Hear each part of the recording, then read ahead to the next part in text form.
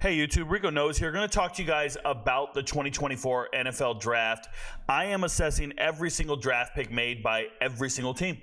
I've been doing these videos alphabetical by city, and I just realized I missed a bunch of videos. So I have to go back and do some teams. So today we're doing the Carolina Panthers.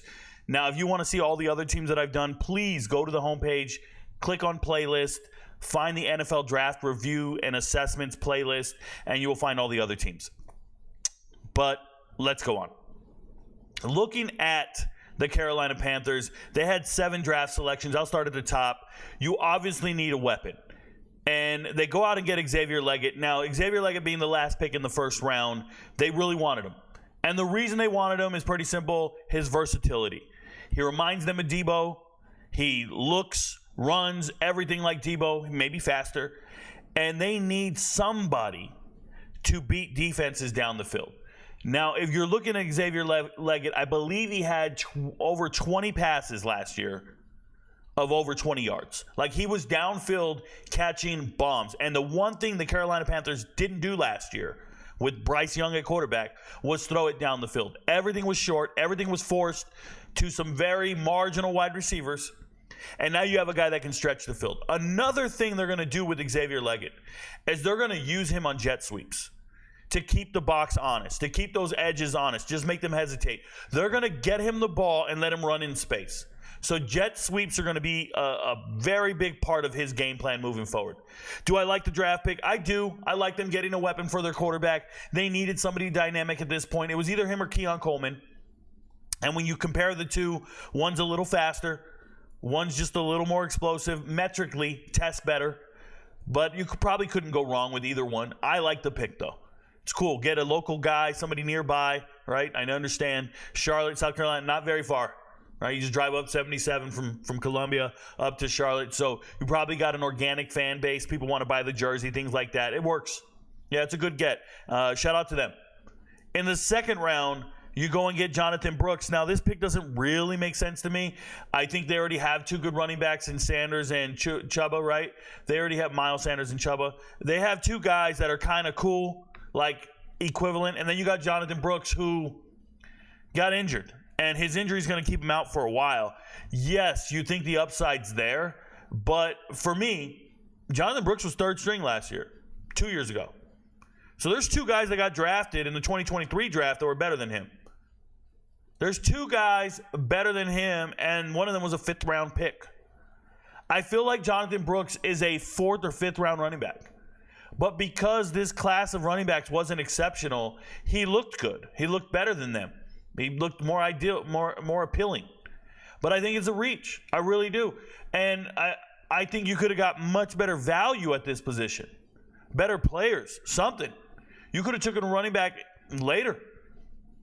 It doesn't make sense to me. It doesn't feel right. I get it. You think you're getting a player of a certain caliber, but I look at NFL running backs better than him all over the place. I really do. And I think you can get running backs that are undrafted free agents contributing to your team just as much, if not more, because they're healthy, right? The best ability is durability.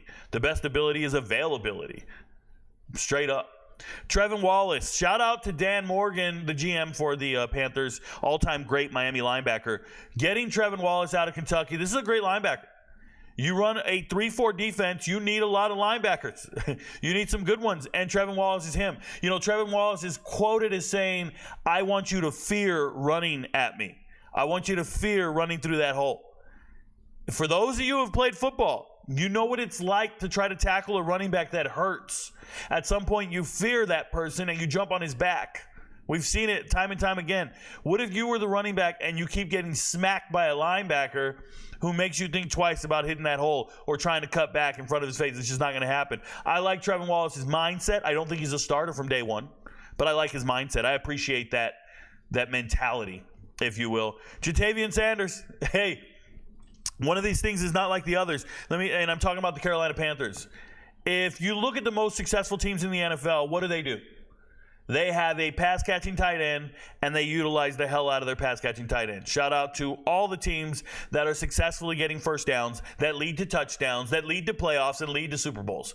But you got to have an athletic, dynamic tight end that can beat defenses. And the Panthers definitely don't have that. They don't. And they did not utilize their tight ends. You think Bryce Young in his low-ass yards per attempt was throwing to tight ends? He was not. I think they were dead last in the NFL in attempts to tight ends. So you don't throw to your tight ends. You blame them and you say they're the bad ones. We need a new tight end. So you go get Ja'Tavion Sanders. I think he's a stud. I think he's a good pass catcher. I don't know how great he is at blocking. I don't think that matters. They wanted a pass catching tight end. A lot of people were in my comments during the draft. I did all my live streams on YouTube. Click on the live tab. You can go back and watch them. They're telling me Ja'Tavion Sanders is the second best tight end to Brock Bowers. I don't see that on tape, but I do see a very good draft pick in the 4th round. I see somebody that could potentially be in your lineup contributing and starting on Sundays. So it's always nice when you see teams drafting into the 4th round, finding players that are going to be on the field for you. So congratulations there. Smith-Wade, Chow Smith-Wade coming out of Washington State. You guys know the deal. We watch every game in America. I think this is a terrible draft pick. I think his ceiling is a nickelback playing in zone coverage. That's what he did in the Senior Bowl, and he got 2 interceptions. And everybody got excited because of the 2 interceptions in the Senior Bowl. He's a guy that missed 5 games due to injury. This is an injury-prone dude, or at least he's getting over an injury. I would much rather take Micah Bernard, who went off in the 6th round. I would much rather take a couple of other corners that I know the Cowboys took one later. Like, other teams took other players that were probably better in my assessment, but it's how you evaluate your talent.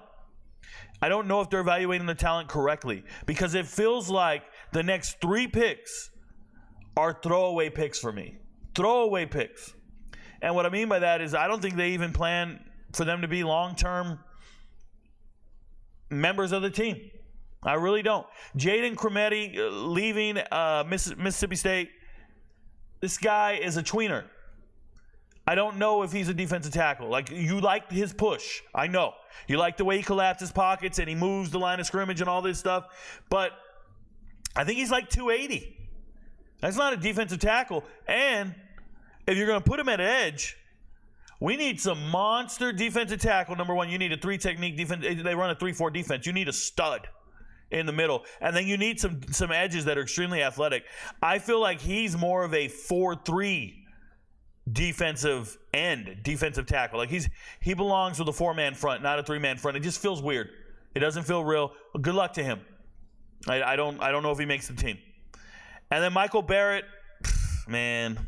Shout out to Michael Barrett. Shout out to his father. They are friends of the channel. I've talked to both of them in the DMs. Michael Barrett, known him for a long time or been aware of him for a long time. Only known him for about the last year now after speaking with him, but I've known of him for many, many years. Played at Lowndes High School here in Georgia.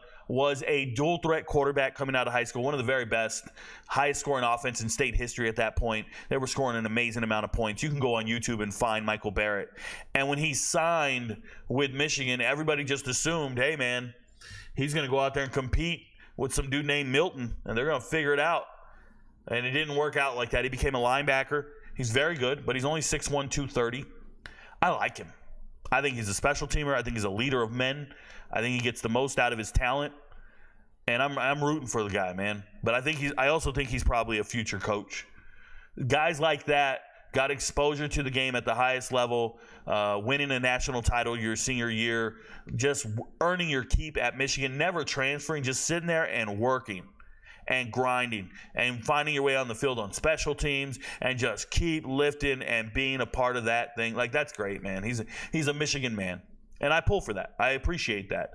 So all in all, I think they found themselves 4 guys that are probably going to be with this team for a while. I would say 3 of them look like second contract guys, which is incredible. Right? You're getting second contract guys in the draft. You're doing it right. So I really like the picks. Hope everybody stays injury-free, goes out there and fights for what they get. But they kind of fell asleep at the end of the 5th round there. Once I see those 5th, 6th, and 7th rounders, I'm kind of like, ugh. I don't know if you were making your team better or you were just grabbing names out of a hat, because there was better selections to make. There really was. Your friends don't know, but Rico knows. Peace, y'all.